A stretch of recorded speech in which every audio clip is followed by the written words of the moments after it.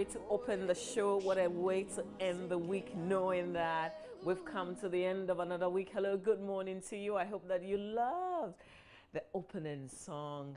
God is a way maker. He's a miracle worker.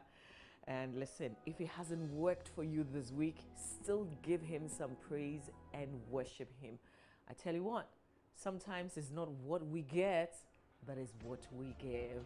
It's by way of welcoming you to our show this Friday. We've ended another week well. I hope that you're alive and you're healthy.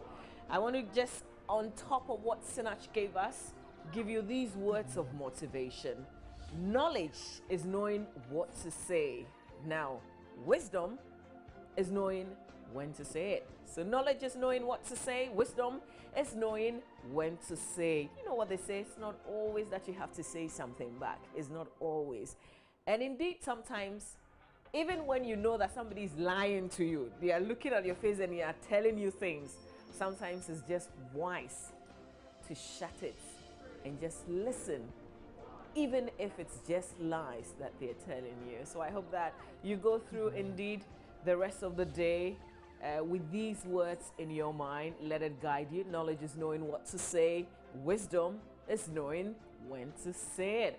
So our show is on till 9 a.m. And what a happy Friday conversation in terms of relationship that we had last week. Friday was a very healthy one, and we didn't quite finish. So we did promise that we're going to continue. We're looking at the kind of support that wives could give their husbands when they're going through struggles. Sometimes they're frustrated, they've got physical or financial challenges. In times like that, for a man who hardly talks, who can't tell you what to do, what are some of the things that you're expected to support him with, whether it's school fees, whether it's a job that is frustrating him, or perhaps he's out of job, or he's not well. How can you be there for such a person? We're going to conclude with Amos Kevin Annan on our Relationship Friday on this issue. If you sent me a message last week, I would urge you to, send the message again. Let's pass it on. We're going to open the phone lines really early so we can take a lot more phone calls. It's all about you today here on the show. Now, yesterday we did also start a conversation, and it's coming from all the reports from the news, particularly those that we carried. They've made huge, they've garnered a lot of conversations around on defilement, on rape. So yesterday we talked to Bright Appiah, who's a child's rights advocate. Today we want to talk to a lawyer. So what's the remedy?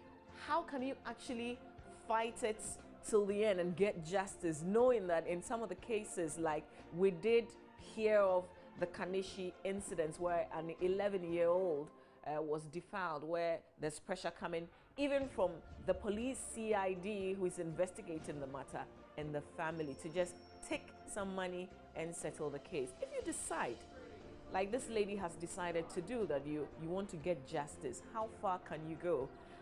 And what are the odds? So we've got a lawyer joining us.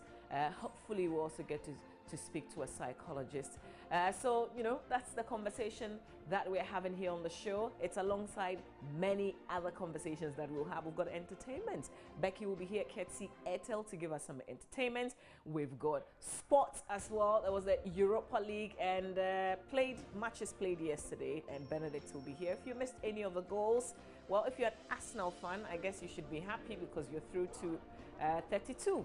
And Benedict will be here to give us a lot more, plus what it is to come over the weekend.